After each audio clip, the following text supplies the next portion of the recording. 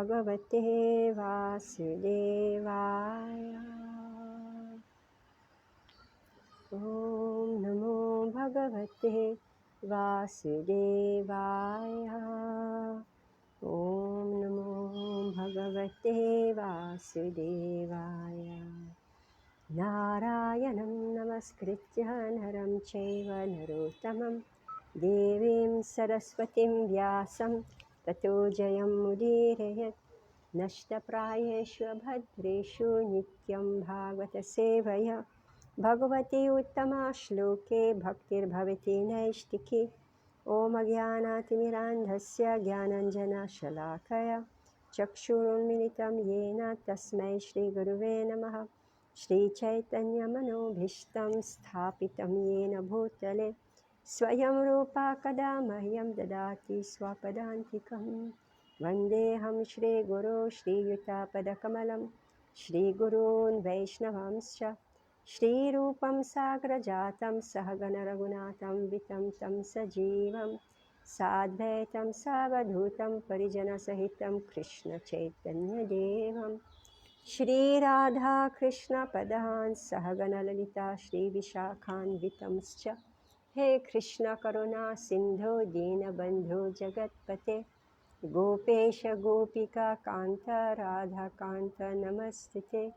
Tapta Kanchana Gaurangi Radhe Vrindavaneshwari Vrishabhanu Sute Devi Pranamami Hari Priye Vanchakalpatarubhyascha Kripa Sindhubhya Evacha Patitanam Pavanebhyo Vaishnavebhyo Namo Namaha Jai Shri Krishna Chaitanya Prabhu Nityananda Shri Advaita Gadadhara Shivasadi Gaura Bhakta Vrinda Hare Krishna Krishna Krishna Hare Hare Hare Rama Rama Rama Hare Hare Namo Vishnu Padaya Krishna Visadikade Prabhupada Priya Shri Girirajaya Swami Subhaktara Bihari Bhakti Vyachatma Dayana Namo Vishnu Padaya Krishna Visadikade Shrimate Bhaktivedanta Swami Niti Namni Namaste Saraswati Devi Gauravani Pracharine Nirvishesha Shunyavadi Paschatya Shatari Mukham Karoti Vachalam Pangum Langayati Girim Yatkripatam Ham Vande Shri Guru Dinatare. Hare Krishna. Can you sit here?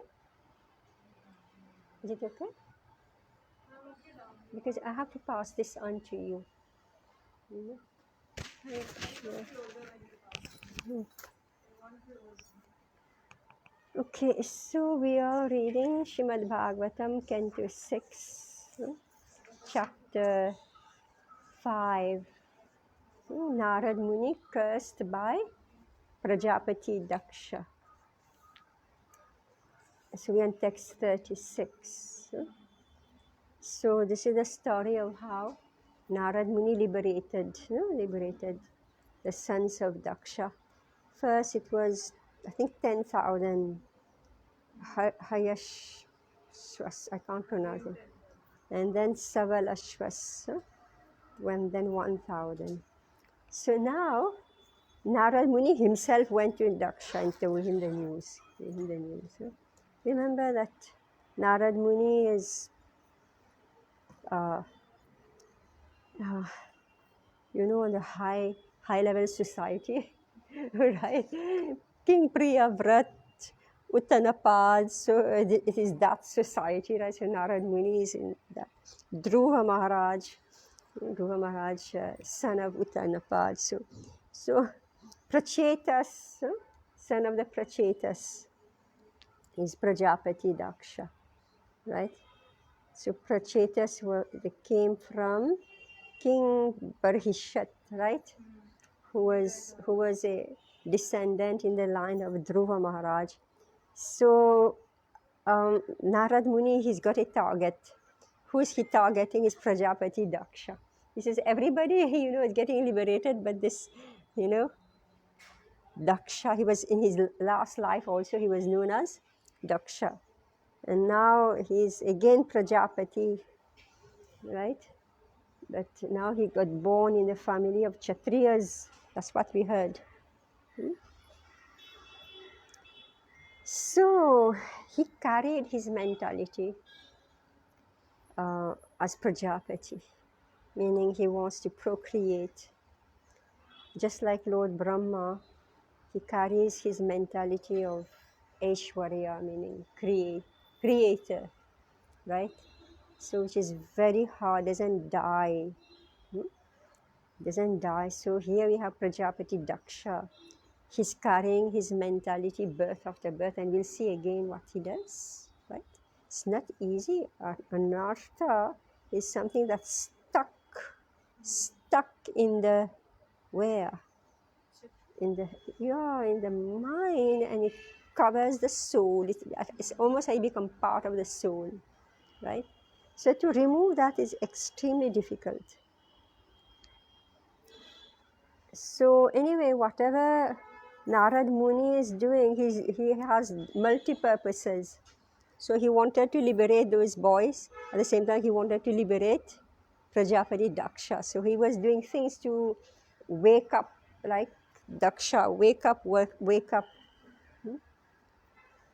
So in text 35, when he heard that the Sabalashvas had also left this world to engage in devotional service, Daksha was angry at Narada, and he almost fainted due to lamentation.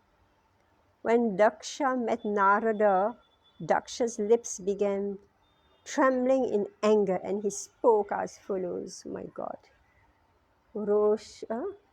Roshad Vishpurita Dhara. Out of great Roshat means out of great anger. Vishpurita, trembling Adhara, his lips were trembling in anger. So what did he say? Text 36. Shridaksha uvacha aho asadho sadhunam sadhulingena nastvaya asadvakari arbhakanam bhikshur marga pravadarshitaha. Only we have to be on the same level, right? Same, society, then you can insult somebody like this, right? Isn't it? Right? Without reading the translation, we can understand, right? A sadhu. Prajapati Daksha said, Alas, Narad Muni, you wear the dress of a saintly person, but you are actually not a saint. Indeed, although I am now in Grihastha life, I'm a saintly person. By showing my son the path of renunciation, you have done me an abominable injustice. So he said, you are not sadhu, I'm sadhu. Right? My God. So it's very dangerous, this. So extremely dangerous when we become familiar, right? Familiarity breeds contempt. So he's a grihastha and he's looking at Narad Muni, who's a Naishtiki brahmachari, right? He say, I'm the sadhu, you are a sadhu. How anyone dare speak that way? Huh? Purport. Sri Chaitanya Mahaprabhu says, Sanyasira alpa chidra sarva loke gaya. Chaitanya Charitamrita, Madhya 12.51. In society, one will find many sannyasis, vanaprasth, grihasthas, and brahmacharis. But if all of them properly live in accordance with their duties, they are understood to be sadhu. So this is the definition of sadhu. So in Nectar instruction, so Bhakti Aloka by Bhakti Vinod Thakur.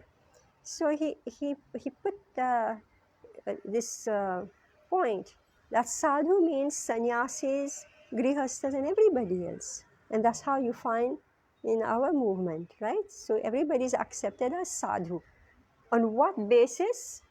It's given here. On what basis? Yes, all of them properly live in accordance with their duties, right? Prajapati Daksha was certainly a sadhu. Why? because he had executed such great austerity that the Supreme Person Godhead, Lord Vishnu, had appeared before him, right? Lord Vishnu doesn't appear in front of a sadhu except to kill them, right? But here he gave him benediction, and see, he got benediction to do his work, right? Vishnu satisfied him. But Narad Muni is coming in the way, right? This is all, very, very intricate. Nothing is straightforward in spiritual life, in the path of liberation, right? So here, Prajapati Daksha, he got a benediction. His desires satisfied, fulfilled by Lord Vishnu, and a representative of Vishnu came and put, obstacle on his mission, right? My God. So that's why in our movement also, I always say gurus have a hell of a time with disciples. Because some disciples are like Daksha, and some disciples are like Narada, right? And Guru cannot say, you are Daksha and this one is Narada. Right? He cannot say. Yeah, he has to, what they call it, he has to balance everybody. Otherwise, one of them will leave, right? Very, very difficult. Of course, those who's real sadhu won't leave. So what's the problem? So he executed such great austerities that the Supreme Person, Godhead, Lord Vishnu, had appeared before him. He was pleased. So we say he's a Vaishnava because Lord Vishnu appeared to him. He worshipped Lord Vishnu. He didn't worship Lord Shiva, right? He worshipped Lord Vishnu, who gave him the benediction, yes, and he gave him a wife also, right? And he produced the children. Yes, that Lord Vishnu had appeared before him. Nevertheless, now what's the problem? Just see. Nevertheless, he had a fault-finding mentality. A fault-finding, Anyway, Prabhupada knows how to instruct us, right? I mean, we couldn't identify what was the issue with Prajapati Daksha. And Prabhupada is writing this in one line. What was his problem? A fault finding. Remember how he found fault with? With who?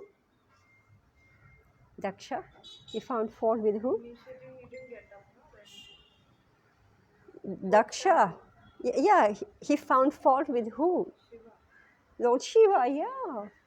He found fault with Lord Shiva. That's why I'm saying only in high level you can criticize one another and fall down, right?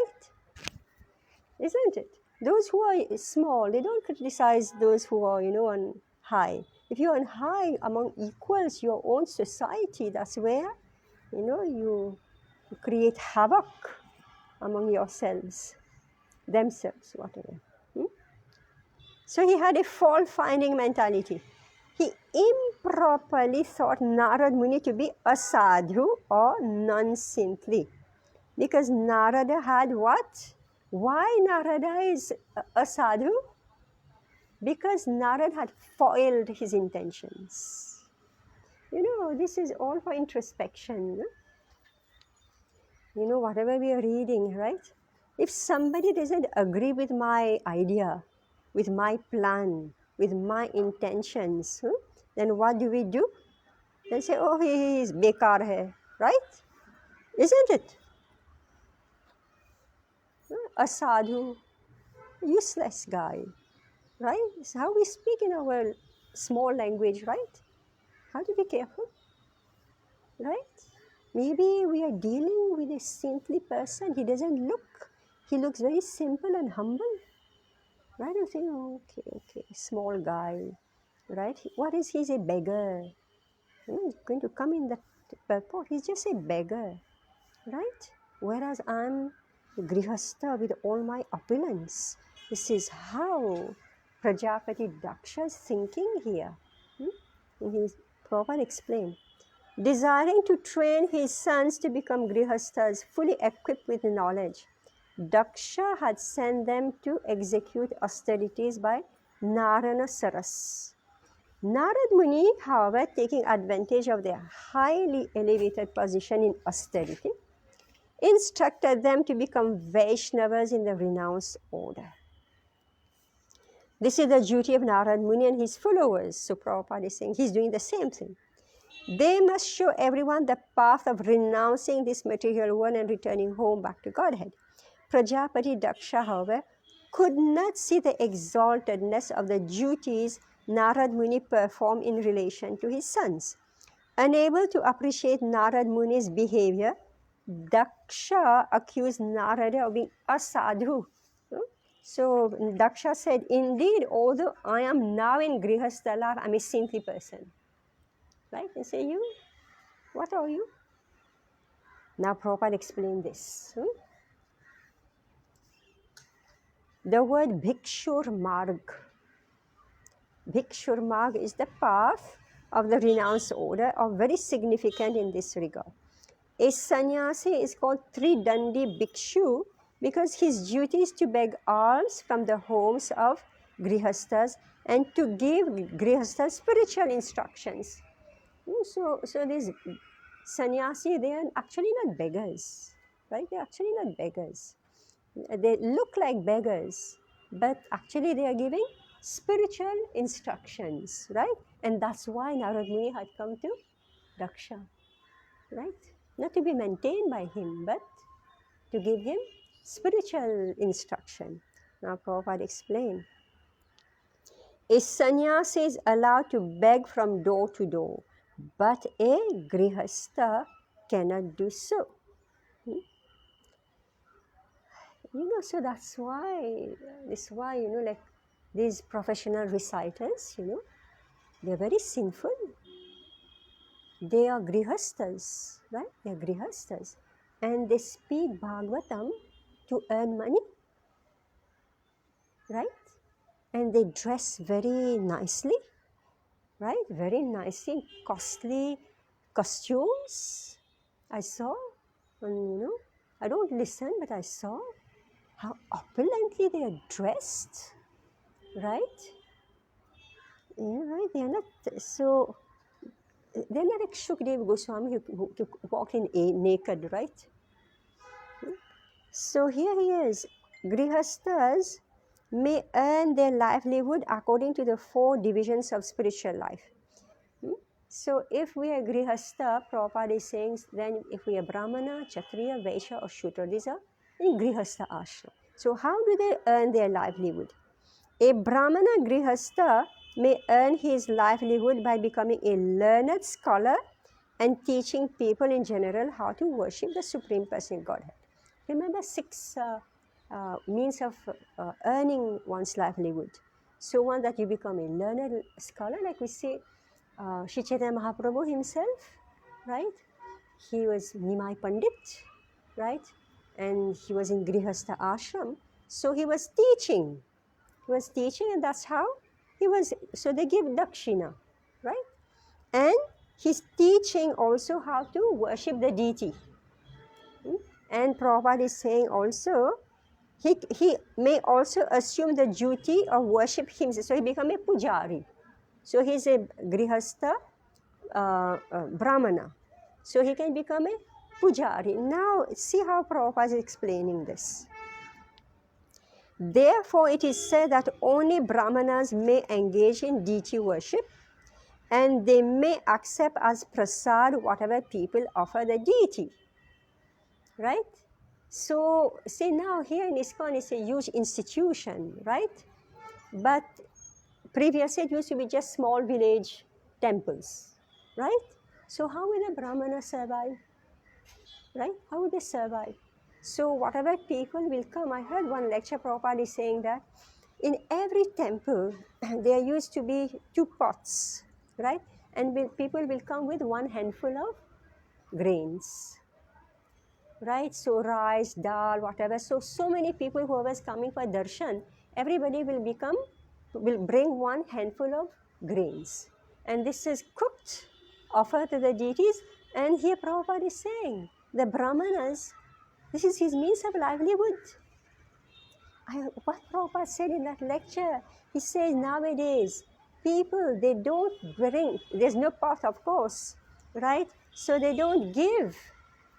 Then he says, so therefore the pujari, those who are taking care of the deities, they starve. That's why, right? That's why they go to America and become engineers, right? Right? Because here Prabhupada is explaining the system. They are allowed. Even in our, I don't know, I heard, in our ISKCON also, people like to donate.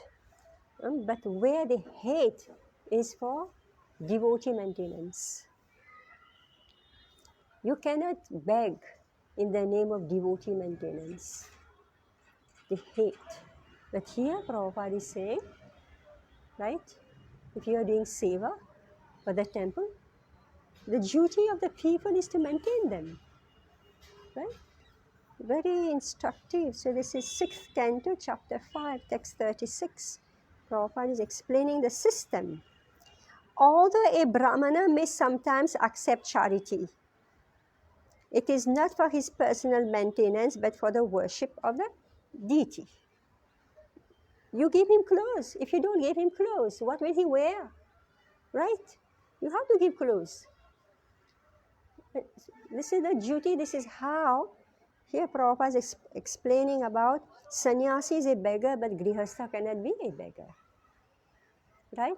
But here they are offered. The grains are offered to the deities, and this is prasadam for the grihastha, and giving charity, whatever is required for his maintenance. And he's accepting it because he's the worshipper of the deity. Right? If you don't maintain him, how will he do? His clothes are old, torn, dirty. Right? If you don't maintain him, how will he do his seva? Right? So that understanding was proper. Thus, a Brahmana doesn't stock anything for his future use. So whatever is the need, whatever is needed, required, so he will accept. And if there is more, then he will distribute. Right? He has 10 dhoti, what will he do with 10 dhoti? He will give to others, right? Similarly, so this is about the Brahmanas, Grihastha Brahmana. Now this is the Grihastha Kshatriyas. So they may collect taxes from the citizens, and they must also protect the citizens, enforce rules and regulations, and maintain law and order. So this tax, see, previously, like we say, that the Grihasthas, they maintain the rest of society, right? They maintain the brahmachari, the vanaprasth, and the sannyasi. Because the grihastha were generous. They had the culture. Anyway, a lot of calamities have happened that has destroyed this system. They were generous also because they had. It was not an issue for them to give, right? I'm speaking of the point of tax, right? Nowadays, the same thing is happening. Maintain the elderly and maintain the youth, right? Now, maintain the single mothers, right? Right? Through government taxation. From where is the tax coming? From all grihasthas, right? So willingly or unwillingly, right? Finally, they have to maintain. So we say the 25% maintain the 75%. So, yeah, but people hate giving the tax. Why? Anyway, all of you are tax giving, right? Why do you hate? Because it goes in the pocket of, right, ministers. Prabhupada spoke about that also. They don't do their work, right? So people hate to give. You say, I give and you put in your pocket fat salaries, right? And then you will change, your government will change, and you take away our taxes instead of investing it back. in society. So Prabhupada is speaking here about Kshatriyas, meaning government, may collect taxes from the citizens, but three things they have to do. They must also protect the citizens. You know, again and again, one after the other, people are coming to me and telling me, this man has committed suicide, that man has committed suicide. They are not being protected by the government. Why they are committing suicide? This is a disgrace for any government when the householders commit suicide. It's a total and absolute disgrace. When children commit suicide, now we are hearing so many children are dying, right? Young boys. I'm not hearing so much about girls, I'm hearing about boys, right? So this is disgrace on Kshatriyas. So they must protect the citizen, they must see what is their need, they have to provide. You know, don't just pull everybody, dump them in cities, right? And empty out the villages. And then say, why are you not in the village? We can't find work. I don't know what mess up. But Prabhupada speaks about it all. For me, I'm just saying in small few words. But Prabhupada goes in detail about all these things. You listen to his lectures.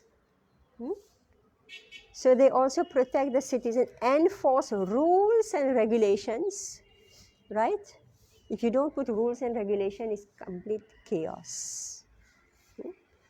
And maintain law and order, meaning you have to take care of those who are criminals. Somewhere in Bhagavatam, Prabhupada says, if the Kshatriyas are doing their work very well, their work is very less because only now they have to just keep at bay the criminals, which is very less. The general society are not criminals. The criminals just a few, right? So if they're protecting the citizen, enforce rules and regulation, then maintain law and order is easy. Now what Vaishyas should do? They should earn their livelihood through agriculture and cow protection. And Prabhupada says also a little bit of what we call trading. Trading and banking, trading. But main work of Vaishyas is agriculture and cow protection.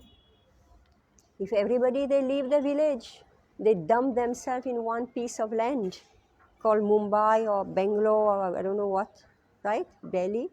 Everybody migrate, dump them. Then who will do the agriculture and how will you eat? All of us are waiting for our next door, right, to get our food, right? Nobody is doing agriculture. So Prabhupada said, what will you eat? Balls and nuts? You know, the factories? And Shudras should maintain their livelihood by serving the three higher classes. So again, this is a very Shudras. We read somewhere before Prabhupada spoke of the Anartha of the Shudras. The Anartha of the Shudras, they want prestige. They want to be honored. They want to be honored. Whereas if they maintain their attitude of service, they're naturally honored. They're naturally taken care of because they show their dependence, and anybody who sees somebody is dependent naturally will take care. Prabhupada, who is that gentleman who somebody come and work for you, you won't give him some food to eat? Who is that gentleman, right? So serving, so they maintain their livelihood by serving the three higher classes. So I saw one YouTube, like revolting against this idea, about the Shudras maintaining their livelihood by serving the three higher classes. It's not a question of inferiority. It's a question of what you've been endowed with, your physical ability, right? They don't know how to earn their living, right? They actually don't know how to earn. They don't have that intelligence.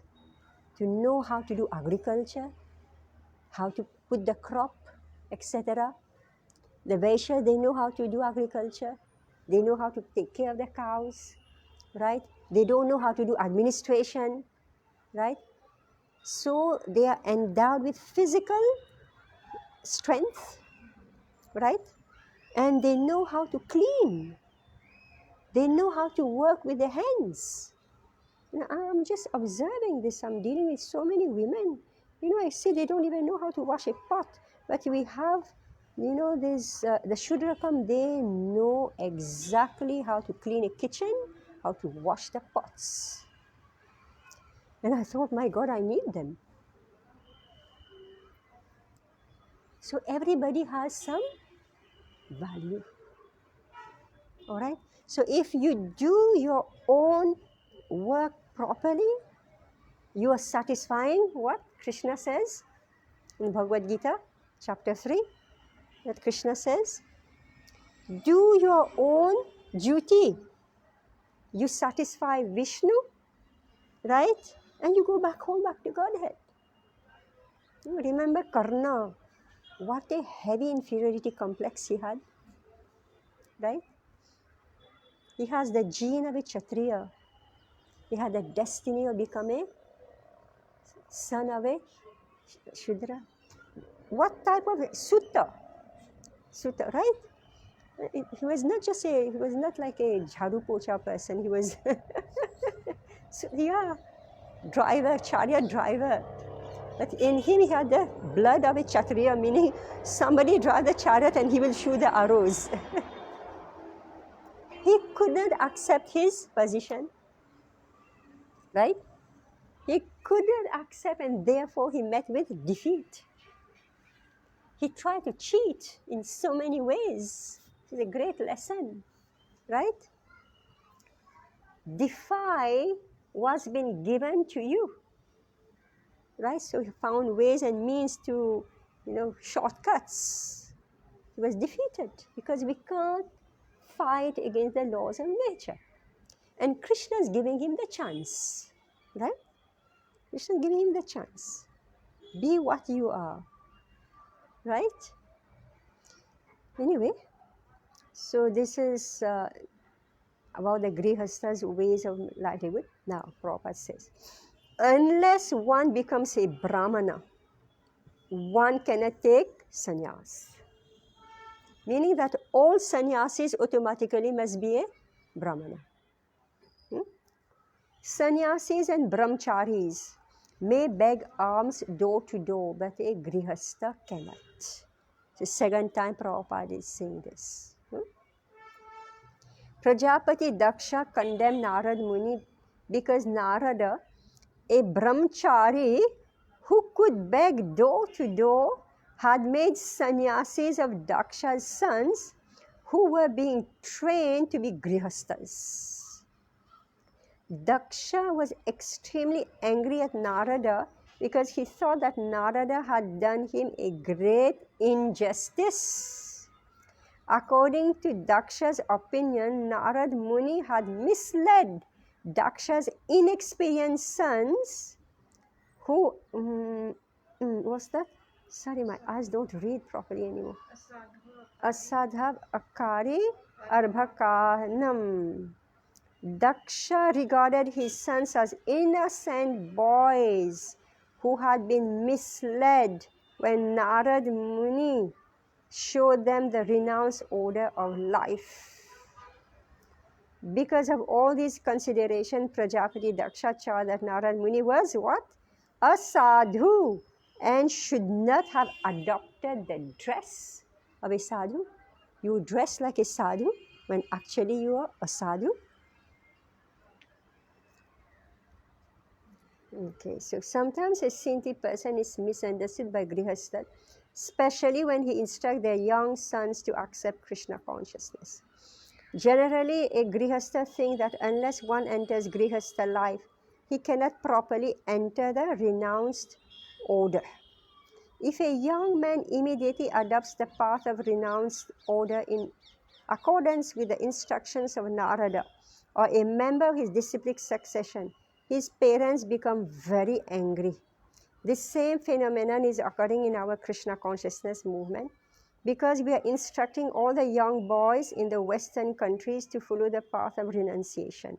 I saw one video, was it I don't know what they call this, where they had put one devotee and one brahmachari. They have put him on a podium and there were so many people and they were projecting exactly same, how, the Hare Krishna people are making boys become sannyasis. I saw that in Delhi, I think it was. So it was a very tense audience because these two were on the podium, they were being interrogated. How come you have made these boys become sannyasis? So here it's coming from Prajapati Daksha's time. The same phenomenon is occurring in our Krishna consciousness movement because we are instructing all the young boys in the Western countries to follow the path of renunciation. We allow Grihastha life, but a Grihastha also follows the path of renunciation. Even a Grihastha has to give up so many bad habits that his parents think his life has become practically destroyed. I know, like see, even with the girls, when they become devotees, right? Parents become upset. Why? I say, I used to ask, but you will get married. What's the problem? We're not saying that you're going to become sannyasi. No, who will marry you? You're becoming sadhu, right? No meat eating, no intoxication, no gambling, no illicit sex. How will get you married? They become very disturbed, right? We allow no meat eating, no illicit sex, no gambling, and no intoxication. And consequently, the parents wonder how. If there are so many no's, no one's life can be positive. In the Western countries especially, these four prohibited activities practically constitute the life and soul of the modern population. Therefore, parents sometimes dislike our movement, just like Prajapati Daksha, dislike the activities of Narada, and accuse Narada of dishonesty. Nevertheless, although parents may be angry at us, we must perform our duty without hesitation because we are in the disciplic succession from Narad Muni. People addicted to householder life wonder how one can give up the enjoyment of Grihastha life, which is a concession for sex enjoyment, simply to become a mendicant in Krishna consciousness. They do not know that the householder's concession for sex life cannot be regulated unless one accepts the life of a mendicant. Now, this is modern society. This is how they think. But Prabhupada is saying the Vedic civilization, the original Vedic civilization that we call Varnashram Dharma, which follows in the wake of Sanatan Dharma. Okay? So this Vedic civilization therefore enjoins that at the end of one's 50th year, one must give up household life. If you're 50, then you must adopt vanaprasth, right? Not that we go on creating children, right? This is compulsory. So Prabhupada is saying that this is a regulation. It is compulsory. Actually, I've forgotten Eva Bhigachet. Eva Bhigachet means it's compulsory. It's an order. It's an order from the Supreme Lord. Why? Because one will never give up sensual enjoyment if one doesn't put a break to it. So the Vedic civilization says stop. However, because modern civilization is misled, householders want to remain in family life until death, right? And therefore they are suffering. I mean, just see what Prabhupada is saying. We wonder why, I'm 60 years old, I'm in the family, I'm suffering. Prabhupada is explaining here, right? Everybody become your enemy. I don't know whether we have read it before or we read after, how the household people, how they deal with you. when you are not earning or when you become old. Hmm? And no longer you're like a what's that? A useless bull, right? You're not working, you're not bringing anything in the house. You have no authority in the house. Hmm? So they're suffering. So dignity is maintained, right? When they take Vanaprasth. Amazing. In such cases, the disciples of Narad Muni advise all the members of the younger generation to join the Krishna consciousness movement immediately. There is nothing wrong in this. Hmm? Okay, now I don't know. I want to complete, so that's I will read as much as my voice can hold. Text 37. Hmm? No. Also for taking vanaprasth. Rines tribhid amuktanam amimam shita karmanan vighata shreyas papa lokayor ubhayor kitaha. Now, I see these are very important points because those who are in Grihastha life, they agree totally with Prajapati Daksha. Prajapati Daksha said, right? See, he's a pious householder, all right? Impious, they don't think about all this, they don't do all this. But these are pious. My sons were not at all freed from the three depths. What are they? Indeed, they did not properly consider their obligations. O Narad Muni, O personality of sinful action, Shreyasaha Papa, personality of sinful action, you have obstructed their progress towards good fortune in this world. You know, that's why I never go to astrologers. Never go to us because astrologers, they read in terms of Daksha. And if they see Narad Muni cutting the good fortune, right? They say there's misfortune in your chart. You'll become sannyasi. You'll become bankrupt. Right? You have badhara, they say, right? Badha, badha, badha. You have vighata, have ruined. You have obstructed their progress towards good fortune in this world and the next, because they're still indebted to the saintly persons, the demigods and their father. You know, I'm not joking. I happen to hear this woman, she's an astrologer, you know. So, I mean, see how dangerous, within such Prabhupada says, no, Jyotish is a bona fide science. It's a science, right? Misuse or not being able to understand it doesn't make the science useless, right? So this woman, what she's saying, so I mean, this isn't a podcast, meaning God knows how many millions of people are, you know, hearing this. He says, I'm putting this on your channel. This is my message to the public, okay? If we don't preach, this is what they are going to do. So what did she say? She's giving advice to one woman. So she said that you will go in for divorce. And these days they give the time also, days when you can go for divorce. Then you'll succeed, right? So this woman, she's saying, so you will get divorced. And so then when the woman got actually divorced, she came back with the astrologer, say, yes, it happened like this. What advice did that astrologer give her? You should not get married. Because if you get married, what will happen? They will get divorced. So what you should do? What you should do? You should just find someone as a companion. Right? Right? You should, and then there will be no divorce. You understand?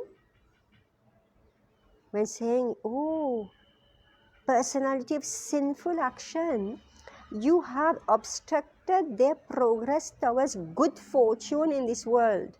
I'm exaggerating when I'm giving that example, but this is what good fortune. Usually you want to see your Janma Patri, to see your good fortune, right?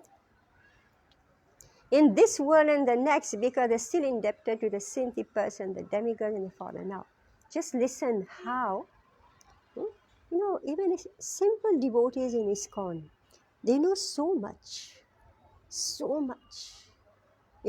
they look simple, they look illiterate even, but they are not. So here, purport. As soon as a Brahmana takes birth, he assumes three kinds of deaths. Debts to great sins, debts to demigods, debts to their father. The son of a Brahmana must undergo, you won't believe it, celibacy to clear his debts to the saintly persons. How does a Brahmana clear his debt to saintly person? He must undergo celibacy. What I meaning brahmachari and grihastha brahmachari. All right? He must perform ritualistic ceremonies to clear his debts to the demigods. So all these yagyas that they do, right?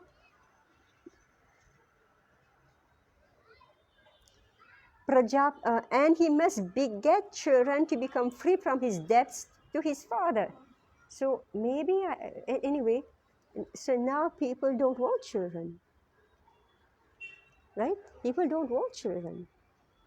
And here Prabhupada is saying that according to Shastra, you must beget children to become free from his debts to his father. Sometimes, see in villages, they still follow this, right? They want their bahu, to have children, but they are criticized. They are criticized, but they are following the tradition. They are simple people. They are following the tradition. We say no children. And here Prabhupada is saying, this is for ordinary grihasthas, right? They must beget children to become free from their debts to his. Why? Why?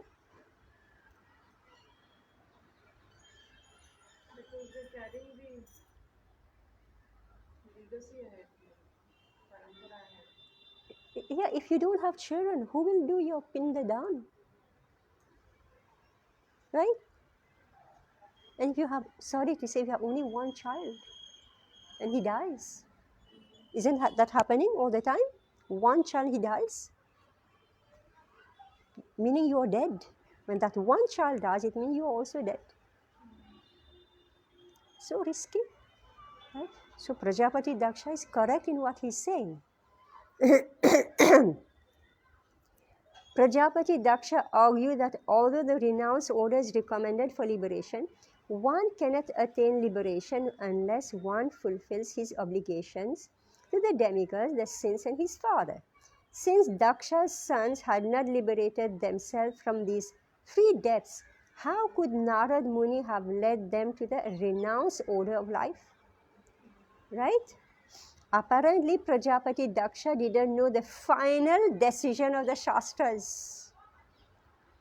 As stated in Srimad Bhagavatam 11.541, Devarshi bhutaptaninam pitrinam nakking karonayam rinicha rajan sarvatmanaya sharanam sharanyam gato mukundam pariritya kartam.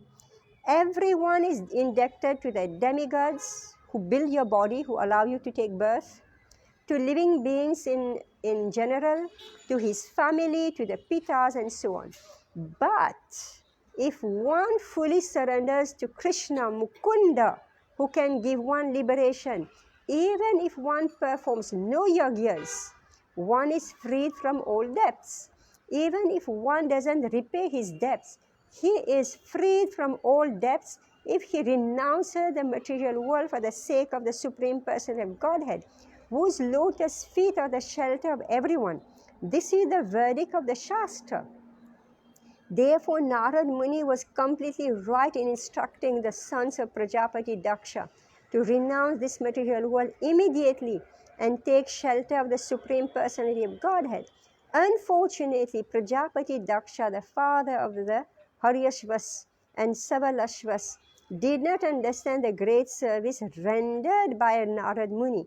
Daksha therefore addressed him as Papa, the personality of sinful activities, a sadhu, a non-saintly person. Since Narad Muni was a great saint and Vaishnava, he tolerated all such accusations from Prajapati Daksha. He merely performed his duty as a Vaishnava by delivering all the sons of Prajapati Daksha, enabling them to return home back to Godhead. So I was saying, like, I observe, see, because like I'm like not exposed to all this culture. So for me, being in India, it was like a huge exposure, you know. So when I'm reading Bhagavatam, I'm observing, you know, behavior of devotees, what they say, etc. You know. So I think it was, I don't remember exactly what it was. Maybe book distribution, you know, some talk. It was in the temple room, right? So this devotee was a very simple devotee, very simple. Nobody pays attention to him. But he has been a major book distributor. He's old now. Major book distributor, all right? He said one word. He said, if you don't distribute books, how will you pay off your free reins? Yeah. How will you pay off? You understand how he made the connection? This book distribution is Sankirtan Yagya, right? Yagya means sacrifice. You have to bow down in front of people, right? You have to crush your false ego. You have to beg, right? That's what we are doing. We have to beg alms, right? So he said, if you don't do this book distribution, he's speaking to all the devotees, you know, the brahmacharis, everybody, because everybody go out and do books. How will you fulfill your debts, your reign, right? And you know, now I was at the back, you know, when he said that they were public going past, all right? The public, they were shocked. And I could see that these are pious people. They know they owe, right? But they don't know how to pay back because the system of Varnashram has collapsed. You have just read here, you know, about the Brahmanas, how he does the deity worship, how he does this. Nobody wants to give anything to the pujari these days. Isn't it? You go to any temple, they don't want to give anything to the pujaris. How will they maintain themselves? Right? So, I mean, so much intricacies in living in this world we owe to others. So, Prajapati Daksha is very much right, but there is also how do we manage all this when, like, civilization has collapsed, rules and regulations have fallen apart, people are in total, absolute ignorance. Just like I'm saying, I was in ignorance. Right? I'm observing India, the culture in India, the people who seem very simple, not very literate, but who have knowledge. Right? Okay, I thought I will complete, but I'm talking too much. Okay, let's try, we'll do a couple of verses more. Evam tam niranukroshho balanamati bhidharehe parashada madhye charasi yashoha nirapatrapaha. Prajapati Daksha continued, thus committing violence against other living entities and yet claiming to be an associate of Lord Vishnu. You are defaming the Supreme Person of Godhead. Don't we say, oh, you devotee? Right? you say you are devotee, right? Say, are you what type of devotee you are, right? So that's why Daksha is saying, Narada, you claim to be an associate of Lord Vishnu, right? You needlessly created a mentality of renunciation in innocent boys, and therefore you're shameless and devoid of. Oh my God, I don't even want to read all this. I mean, the way Daksha had insulted Lord Shiva, right? Right? We don't feel like reading, right? Those insults. And here he's insulting Narada. How could you travel with a personal associate of the Supreme? Anyway. Oh God, anyway, purport. This mentality of Prajapati Daksha still continues even today. When young boys join the Krishna. Okay, read Mirabai. Okay, this is now fast.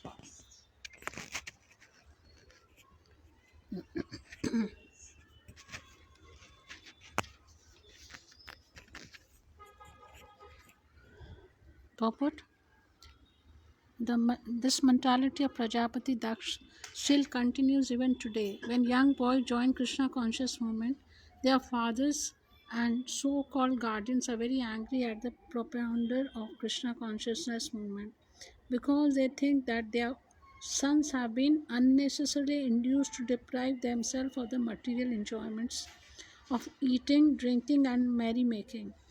Karmis, fruitive workers, think that one should fully enjoy his present life in this material world and also perform some pious activities to be promoted to higher planetary system for further enjoyment in the next life. A yogi, however, especially a bhakti yogi, is callous to the opinions of this material world. He is not interested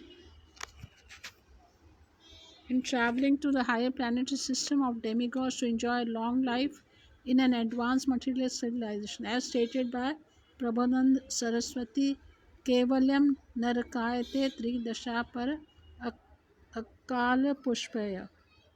Sorry, Akasha Pushpaya.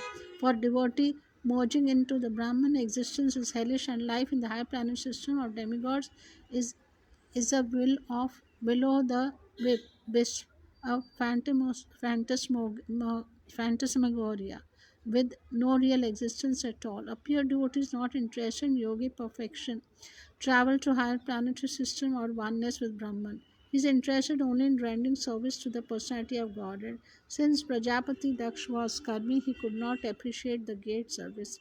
Narad Muni had rendered his 11,000 sons.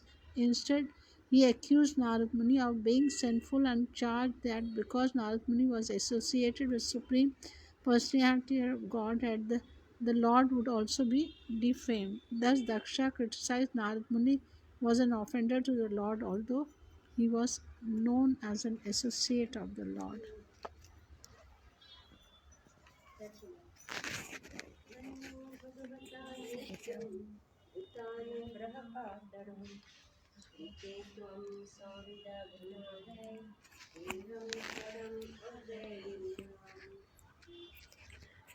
Translations. All the devotees of the Lord, but you are not very kind to the condition. Sorry, yeah. All the devotees of the Lord, but you are very kind to the conditioned souls.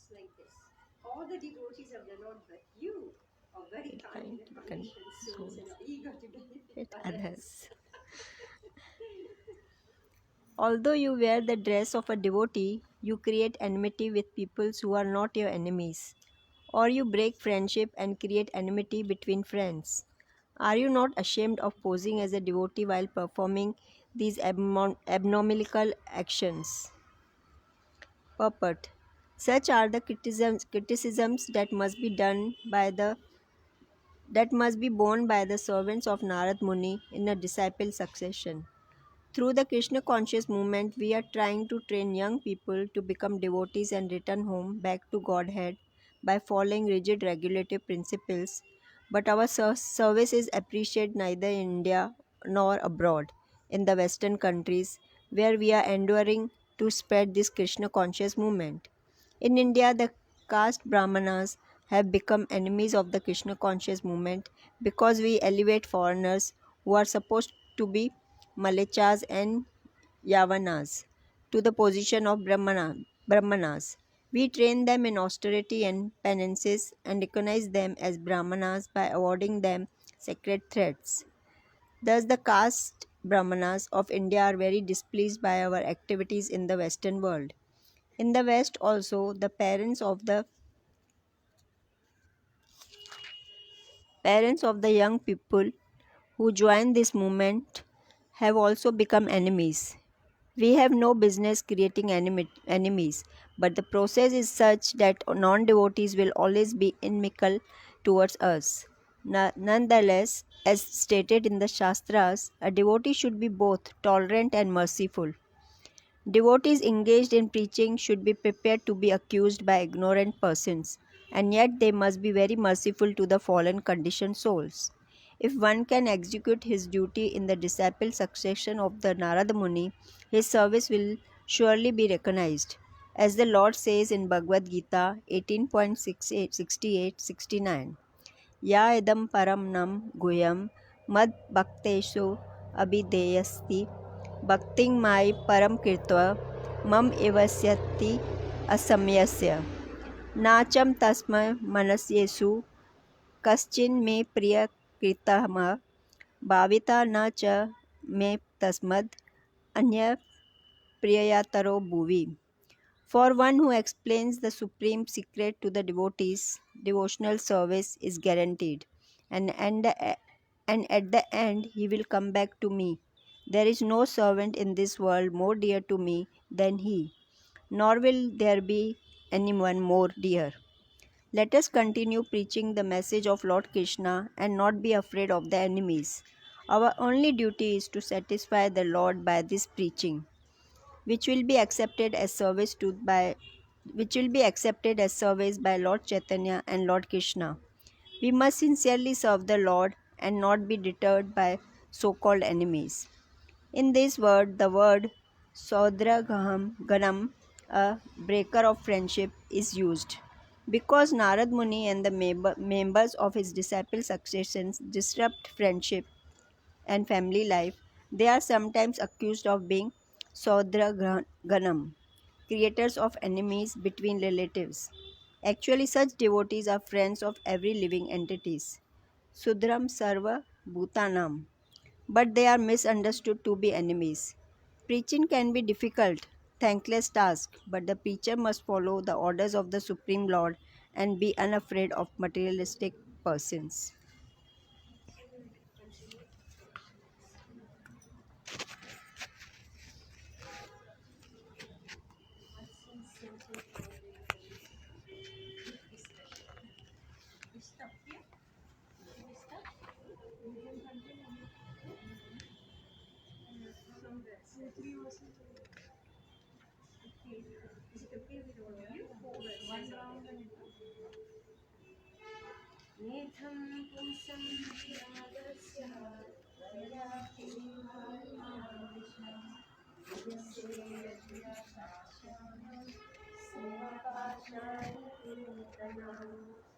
Translation.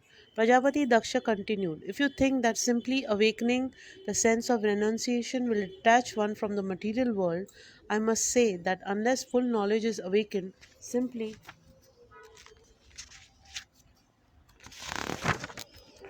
changing dresses as you have done cannot possibly bring detachment. Purport. Prajapati Daksha was correct in stating that changing one's dress cannot detach one from this material world.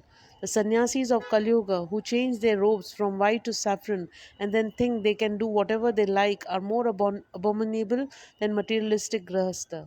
This is not recommended anywhere. Prajapati Daksha was right in pointing out this defect, but he did not know that Narad Muni had aroused the spirit of renunciation in the Haryasvas and Savalasvas through full knowledge. Such enlightened renunciation is desirable. One should enter the renounce order with full knowledge, jnana vairagya. For the perfection of life is possible for one who renounces this material world in that way. This elevated stage can be reached very easily as supported by the statements of Srimad Bhagavatam 1.2.7.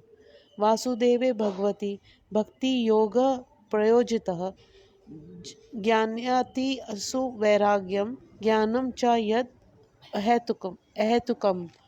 By rendering devotional service unto the personality of Godhead, Sri Krishna, one immediately acquires causeless knowledge and detachment from the world.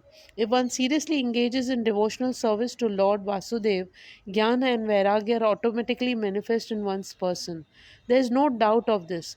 Prajapati Daksha's accusation that Narada had not actually elevated his sons to the platform of knowledge was not factual.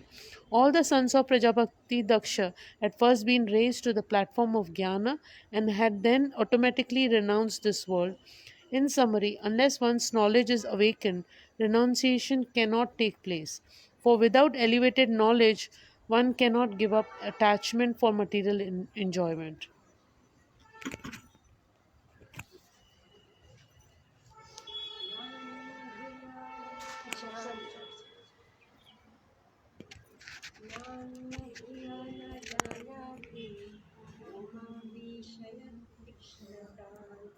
निर्विद्यते स्वयं तस्मात् न तथा भिन्नधिपरे. Translation: Material enjoyment is indeed the cause of all unhappiness, but one cannot give it up unless one has personally experienced how much suffering it is. Therefore, one should be allowed to remain in so called material enjoyment while simultaneously advancing in knowledge to experience the misery of this false material happiness. Then, without help from others, one will find material enjoyment detestful. Those whose minds are changed by others do not become as renounced as those who have personal experience. Purport: It is said that unless a woman becomes pregnant, she cannot understand the trouble of giving birth to a child. Bandhya ki bujhibe prasava vedana. The word bandhya means a sterile woman. Such a woman cannot give birth to a child. How then can she perceive the pain of delivery? According to the philosophy of Prajapati Daksha, a woman should first become pregnant and then experience the pain of childbirth. Then, if she is intelligent, she will not want to be pregnant again. Actually, however, this is not a fact. Sex enjoyment is so strong that a woman becomes pregnant and suffers at the time of childbirth, but she becomes pregnant again, despite her experience. According to Daksha's philosophy, one should become implicated in material enjoyment so that after experiencing the distress of such enjoyment, one will automatically renounce. Material nature, however, is so strong that although a man suffers at every step, he will not cease his attempts to enjoy. Triptranti neha kripana bahu dukkha bhaja.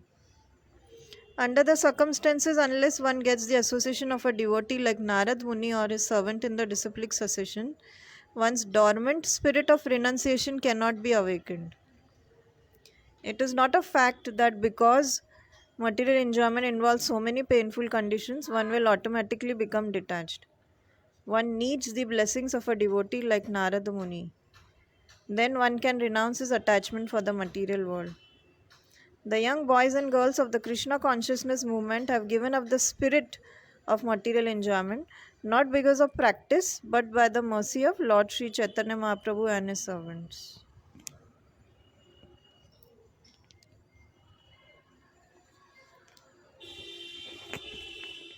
यन्नस्त्वं कर्मसन्धानं साधूनां गृहमेधिनां कृतवानसि दुर्मर्शं विप्रियं तव भाषितम्. Although I live in household life with my wife and children, I honestly follow the Vedic injunctions by engaging in fruitive activities to enjoy life without sinful reactions. I have performed all kinds of yagyas, including the Deva Yagya, Rishi Yagya, Pitri Yagya, and Nri Yagya. Because these yagyas are called vrat, vows, I am known as a Griha Vrata. Unfortunately, you have given me great displeasure by misguiding my sons for no reason to the path of renunciation. This can be tolerated once. Prajapati Daksha wanted to prove that he had been most tolerant in not having said anything when Narad Muni for no reason induced his 10,000 innocent sons to adopt the path of renunciation. Sometimes householders are accused of being grihamedis, for grihamedis are satisfied with family life without spiritual advancement. Grihasthas, however, are different because although grihasthas live in household life with their wives and children, they are eager for spiritual advancement. So, grihamedi and grihasthas. Wanting to prove that he had been magnanimous to Narad Muni, Prajapati Daksha stressed that when Narada had misled his first sons, Daksha had taken no action. He had been kind and tolerant. He was aggrieved, however, because Narad Muni had misled his son for a second time. Therefore, he wanted to prove that Narad Muni, although dressed like a sadhu, was not actually a sadhu. He himself, although a householder, was a greater sadhu than Narad Muni. Right? This is what he wanted to say. So we read in the previous verse. So Prabhupada is saying, yes. Whatever point Daksha is putting forward, Prabhupada is agreeing with it, and then what he's doing? Counteracting those points, right? He's counteracting. Meaning for mundane people it is okay, but for those who become sufficiently advanced, these points don't apply, right? One who has become sufficiently enlightened, right? These points, whatever Daksha is saying, it doesn't apply. Regular, so that's why, in our great movement also there are mixture of people who are on the level of same like Daksha, so better let them do Daksha stuff, right? But those who are more renounced, more enlightened, they can take. It's a very huge society, Prabhupada. Chaitanya Mahaprabhu, he opened the door to the entire world because Varnashram has collapsed and we don't know who's who. So some form of dharma has to be introduced. So from that time when everything was brahmachari ashram, then gradually developed into the congregation movement, right?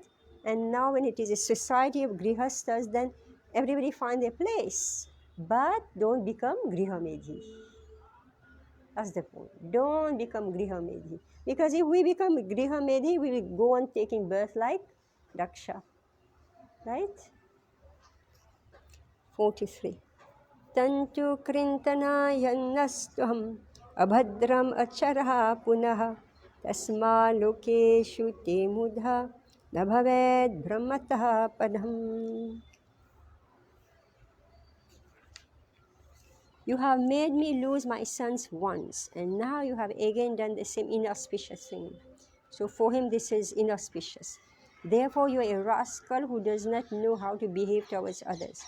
You may travel all over the universe, but I curse you to have no residence anywhere. All right? You have no residence anywhere. Now just listen to this. Purport. Because Prajapati Daksha was a grihamedi who wanted to remain in household life, he thought that if Narad Muni could not remain in one place but had to travel all over the world, that would be a great punishment for him. He doesn't know the mentality of a renunciant. Actually, however, such a punishment is a boon for a preacher. A preacher is known as Parivrajakacharya, an acharya or teacher, who always travels for the benefit of human society. Prajapati Daksha cursed Narad Muni by saying that although he had the facility to travel all over the universe, he would never be able to stay in one place. In the Parampara system from Narad Muni, I have also been cursed. Although I have many centers that will be suitable places of residence, I cannot stay anywhere, for I have been cursed by the parents of my young disciples. Since the Krishna consciousness movement was started, I have traveled all over the world 2 or 3 times a year. And although I am provided comfortable places to stay wherever I go, I cannot stay anywhere for more than 3 days or a week. I do not mind this curse by the parents of my disciples, but now it is necessary that I stay in one place to finish another task. This translation of Shrimad Bhagavatam. Just see what Prabhupada is saying. If my young disciples, especially those who have taken sannyas, take charge of traveling all over the world, it may be possible for me to, to transfer the curse of the parents to these young preachers. Then I may sit down conveniently in one place for the work of translation. We are hearing now 11th Canto, Bhagavatam. So, Narad Muni is in Dwarka, right? And he's staying a long time. So look, how come he's staying a long time in Dwarka, right? He said he's been cursed to travel as a preacher everywhere, but when he comes to Dwarka, right? No, it doesn't apply. The curse doesn't apply. Shishuka uvacha prati jagraha tadbadham narada sadhu sammatah etavan sadhu vadohi titikshete swayam.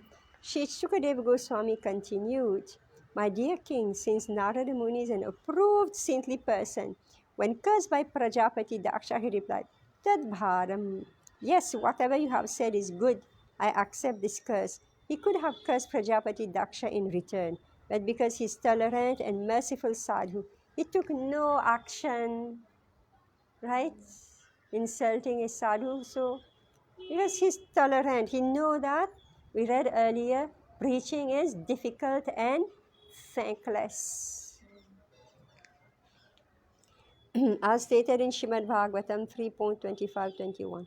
Titikshava karunikaha sauridam sarvadehinam ajata satrava shantam.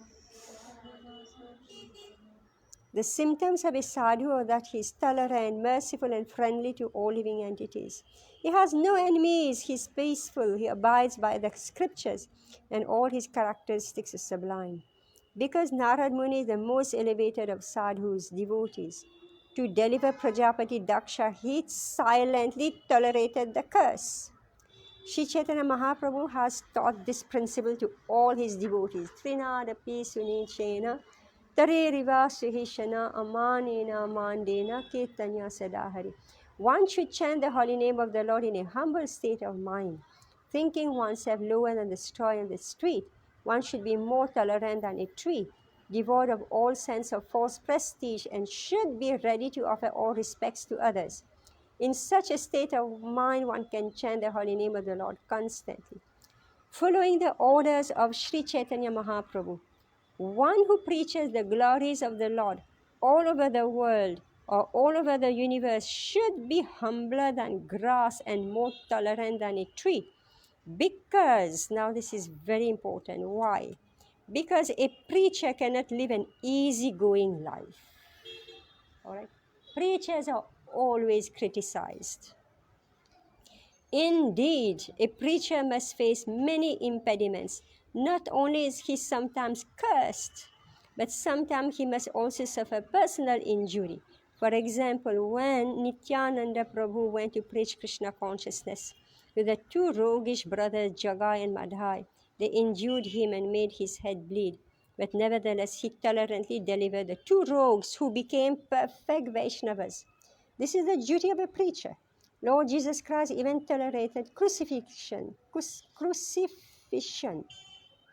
I don't know how to pronounce this. Therefore, the curse against Narada was not very astonishing, and he tolerated it. Now it may be asked why Narad Muni stayed in the presence of Prajapati Daksha and tolerated all the accusations. Somebody's, swearing at you, right? What will...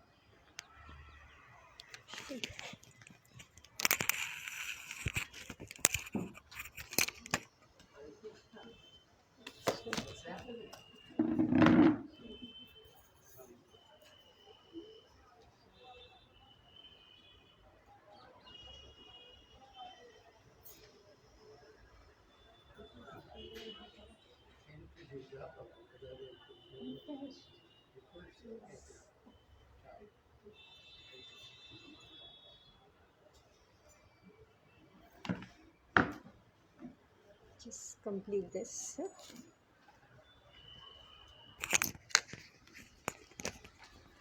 Now it may be asked why Narad Muni stayed in the presence of Prajapati Daksha and tolerated all his accusations and curses. Was that for Daksha's deliverance?